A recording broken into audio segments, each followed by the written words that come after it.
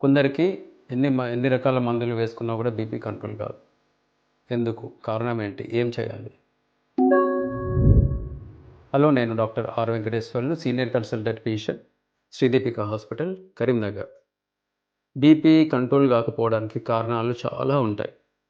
రాసిన tablets dose సరిపోకపోవడం, నిద్ర లేకపోవడం, కిడ్నీ ప్రాబ్లమ్స్ ఏమైనా ఉండడం, ఆల్కహాల్ అలవాటు ఉండడం, స్మోకింగ్ అలవాటు ఉండడం, టీ కాఫీ ఎక్కువగా తాగడం, హార్ట్ ప్రాబ్లం ఉండడం, స్పైసీ ఫుడ్ ఎక్కువగా తీసుకోవడం, నిద్ర సరిగా లేకపోవడం, కొన్ని రకాల మందులు అతిగా వాడడం. ఏం చేయాలి మరి అట్లాంటప్పుడు?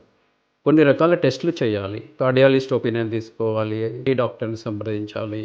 కిడ్నీ ప్రాబ్లం ఉంటే ఏమైనా తగ్గట్లేదా, లేకపోతే మీ ఫిజిషియన్స్ కలిసి, మీ ఫ్యామిలీ ఫిజిషియన్ కలిసి కారణాలు వెతుక్కోవాలి. స్లీప్ ప్రాబ్లం ఉంటే స్లీప్ స్టడీస్ చేయించాలి. ఏబిపిఎం అని ఉంటుంది, 24 అవర్ బీపీ మానిటరింగ్. దీంట్లో 24 అవర్స్లో మన బీపీ ఎంత ఉంది తెలుస్తుంది. దానికి తగిన టెస్టులు చేసి కారణం ఏంటో మనం కారణాన్ని కరెక్ట్ చేయాలి.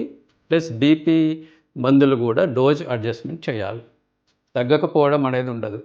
కరెక్ట్ వాడితే ఎంత పెద్ద బీపీ అయినా కంట్రోల్ అవుతుంది. Thank you.